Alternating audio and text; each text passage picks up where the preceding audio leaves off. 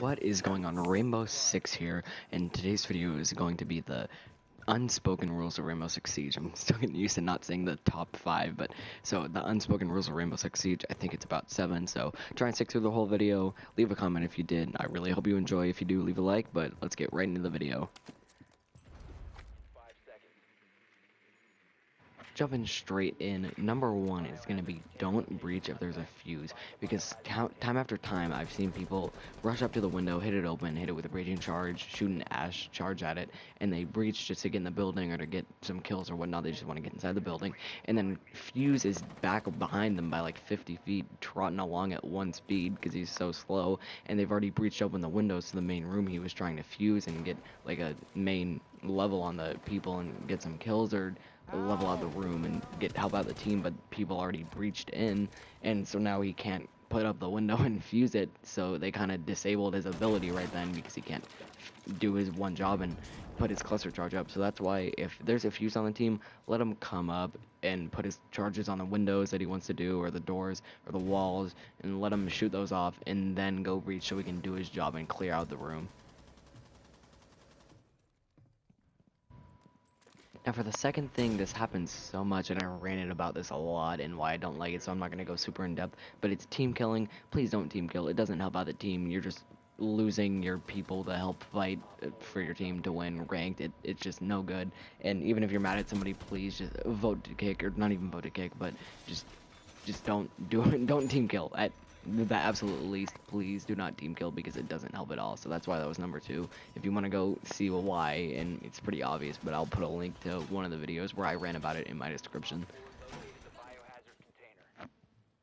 Now for number 3, it's going to be something a little bit different, but it's going to be don't sit there AFK, or don't join if you know you're going to be AFK, or you're going to leave, or you're going to go get like a sandwich or something, because especially if you're in ranked, because you're just like a liability now, because now there's 4 people on your team and they have to go against 5, and then the enemy team can rush out and get free kills and free points and possibly win more, and then you'll get kicked and get a penalty, and also not just sitting AFK like as a player, but sitting AFK on your drone, like if you want to look at your phone or watch YouTube or stuff. Like, I get that like droning is boring, like 45 seconds of you just sitting there on a little drone and you can't do anything. It's not fun, and it's kind of, I thought it was pointless when I first got the game. But so don't be AFK when you're droning or in the prep phase as a defender, because you're like not being very helpful and you're not being a good player to the team, and you should just help out and not be AFK especially. So just wait until you get stuff done, until you have like enough time to play a full match of ranked or casual, because I mean it's not as big of a deal in casual, but it's still no fun. So that's why number 3 is don't be AFK. Now the 4th thing isn't super important, but it is in some aspect, but it's have a mic. See, not everybody has a mic. I mean, they don't feel like talking to other people. Like, I get that, because sometimes they can be kind of annoying, but um, you should probably have a mic, because you need to communicate in this game. You can't just go lone wolf with 4 other teammates that are like talking or just not talking at all. None of you are talking, and then you're not telling each other what to do, giving call outs, or just overall helping out, because you're sitting there alone wolf, and it's supposed to be like a team playing game. Like, you need to work together, and it sounds kind of cheesy, but like if you're just on your own without a mic and you're not talking to anybody, you're not helping. And you should really have a mic, because it helps so much if you have a mic and you're talking to other people on your team. If you don't have like a friend to play with it, you're FaceTiming with, or something, you should really have a mic so you can talk to your team, because it helps out greatly and it makes it a little bit more fun, I think. So that's why that's number 4.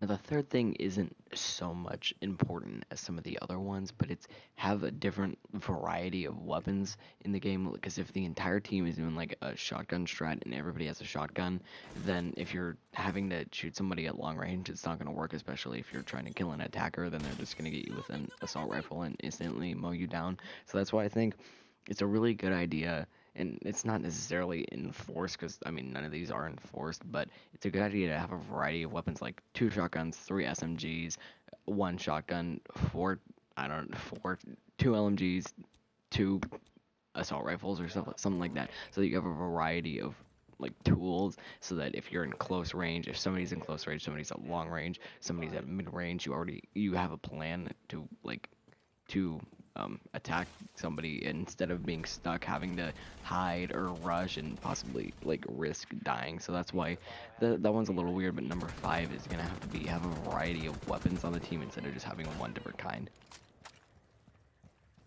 Now, I know that one seems kind of weird because obviously you revive your teammates, but I've been in so many occasions where there's people that I've been down and somebody is literally standing on top of me, like touching me.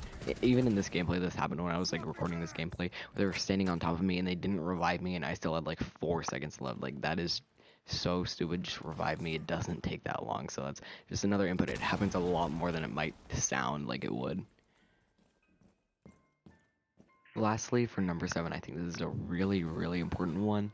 If you're a defender, you're an attacker, and there's like 45 seconds left, you're kind of far away from the objective room, and you're the last person on your team against maybe 4 people, 3 people, even just 2, and you're far away, and the timer is ticking down, and you're still trying to kill them, and you're not getting anywhere near the objective room. You need to get to the objective room. Like, don't roam, especially as a defender. This has happened so much where I've just got so frustrated at people. They're away, they're across the map, and there's 20 seconds left, and they just start running, and then the timer runs out after somebody secures the area, and they haven't got there yet because they didn't think about it, they didn't look at the timer or just consider it at all. So then we lose the round because they didn't get there in time because they were too stupid to go look at the timer or actually think about the game. So, and as an attacker, if you don't rush in or plant or kill everybody, you're not gonna win. So you really need to think about that. I hate when that happens so much, when people just they forget that they need to get to the objective room, or they forget that the timer's running down because they're so focused, or something along those lines. So that's why number 7 is, please look at the timer and if you're the last person or the last 2 people, get back to the objective room so you can hunker down there and defend it for the last few seconds so that you can make sure that you're prepared to win the round or lose and what happens. So that's why that's such an important one, and I think that's going to be the last one to wrap it up as number 7. So those were the unspoken or not enforced rules of Rainbow Six Siege. I really hope you did enjoy. If you did, feel free to leave a like, subscribe maybe. It helps out channels like me a lot, and I will see you next video.